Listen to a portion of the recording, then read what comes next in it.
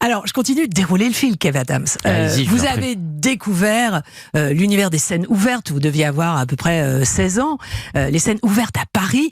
Ces scènes qui permettent donc à des humoristes inconnus de se succéder toutes les 5 minutes. C'est un exercice bien sûr cruel mais très formateur. Il y en a beaucoup des scènes ouvertes à Paris. Il y en a pas mal, il y en a déjà une bonne quinzaine assez reconnues, mais pas suffisamment comparé à d'autres villes dans le monde. À New York, il y a 300 scènes ouvertes. À Los Angeles, il y a 250 scènes ouvertes. Ouais, par soir, on parle de par soir, c'est-à-dire qu'il y a des endroits à l'infini pour jouer, pour les comédiens de s'exprimer. Donc les comédiens peuvent faire en une soirée, en faisant 5 minutes, 6, 7 passages selon leur point, leur géolocalisation, ouais, clairement.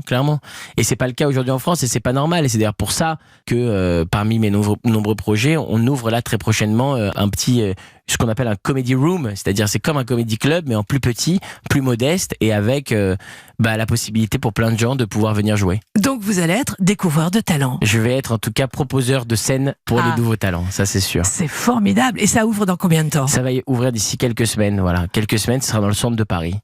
L'adresse, on peut la donner? Aux alentours de la rue Montorgueil, pas très loin de la rue Montorgueil à Paris. Formidable. Ouais. Vous aviez des professionnels qui se glissaient dans le public quand vous étiez sur une scène ouverte en train de jouer? Oui, il y en avait très souvent. Moi j'ai commencé, et c'est d'ailleurs inspiré de cet endroit qu'on est en train de créer le nôtre.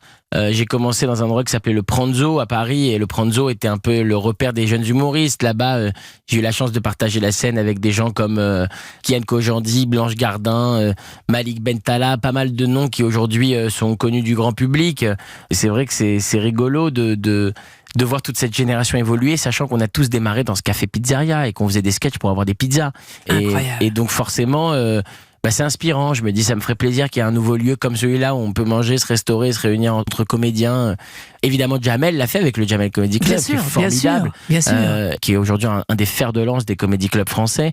Mais je pense effectivement qu'il en manque et qu'il y a besoin aujourd'hui pour les jeunes, les très jeunes, d'avoir un endroit où s'exprimer, où travailler. Et donc voilà, ça va s'appeler le Fridge. Comme ça, le Fridge, un scoop sur Europe 1. Un scoop sur Europe 1.